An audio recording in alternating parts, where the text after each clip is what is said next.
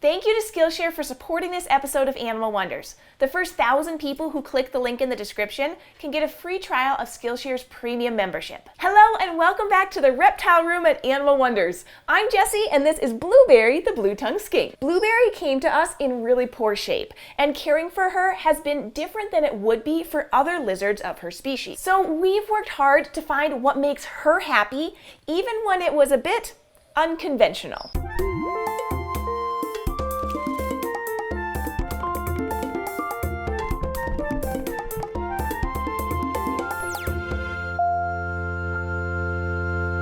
Blueberry is a northern blue-tongued skink, which is a lizard that lives in the northern regions of Australia.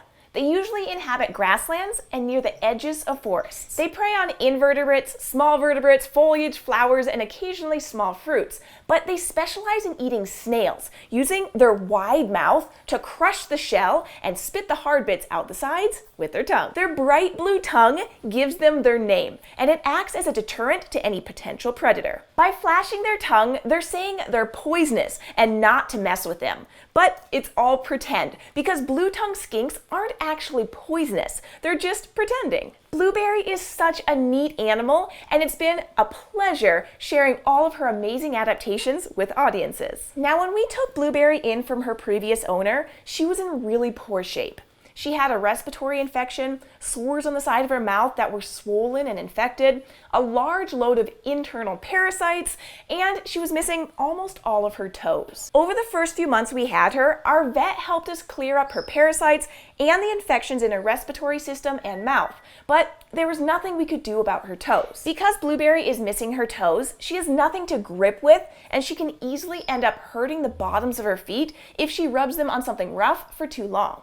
This has been the most challenging part of caring for Blueberry, because we're determined to find solutions even if they're a little outside the box. Over the years, we've tried several different options for substrate, including soil, leaf litter, bark, and paper towels. None of them worked very well. Most of them were too rough and caused inflammation on the pads of her feet, and she would just drag the paper towels around as she moved across them. So we tried out this reptile carpet to see how it would work. Now, normally reptile carpet is a no-go because it can get soiled quickly and can harbor an abundance of bacteria that, if left unclean, can cause illness in a reptile. But we went in with knowledge of the product, and we still wanted to give it a try.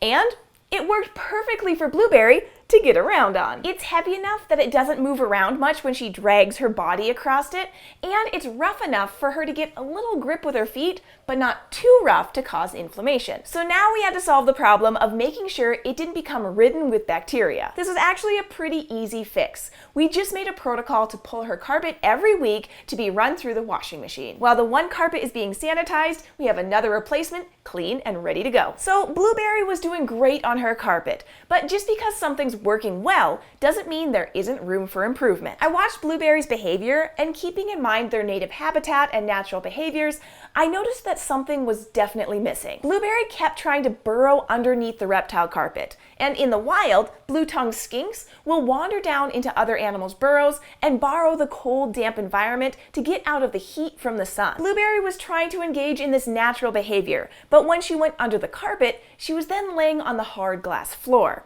which wasn't good for the pads of her feet. This meant that we needed to find a way to simulate a place for her to burrow while also keeping her safe and healthy. We tried a bin of soil, which she loved, but it ended up damaging her feet when she would dig around in it. We also tried filling the bin with shredded paper and cardboard, which was fine, but the small pieces always ended up in her water dish and just made a mess. And then we tried a blanket, which is not something I would have associated with reptiles, but in Blueberry's case, it was exactly what she needed.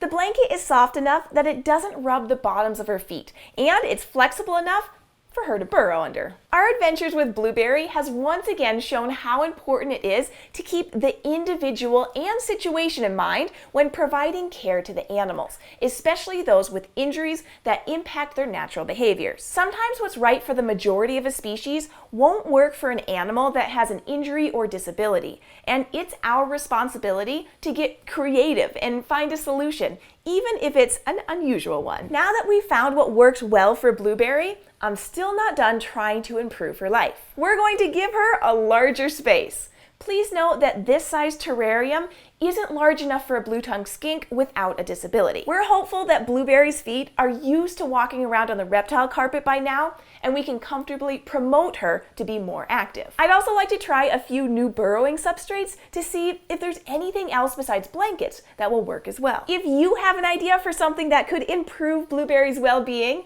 please let me know in the comments below. She's been an interesting challenge, but she's definitely worth it. One of the best things about taking care of Blueberry is getting to see her so close up. She has the most beautiful pattern to her tiny little scales, and the contrast with her blue tongue is just wonderful. If this gorgeous gal has inspired you, you might want to paint your own Blueberry, and this Skillshare class is the perfect place to start. Denise Sodin's class shows you how to achieve natural textures in watercolor, from fur to feathers to scales. She shows you what sorts of brushes and brush strokes work best to create each texture, and there are even 3 different animal portraits you paint along with her at the end of the class. After practicing on this snake, you could definitely paint a skink. Skillshare is an online learning community that offers membership with meaning.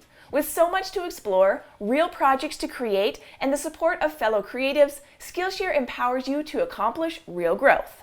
And it makes it easy with short classes that will fit into your daily routine. A premium membership will give you unlimited access, so you can join the classes and communities that are just right for you. An annual subscription to Skillshare is less than $10 a month, and if you're one of the first 1,000 people to click the link in the description, you can get a free trial of Skillshare's premium membership. Thanks for watching! If you'd like to continue going on animal adventures with us, be sure to subscribe, don't forget to hit that notification bell, and we'll see you next week. Bye!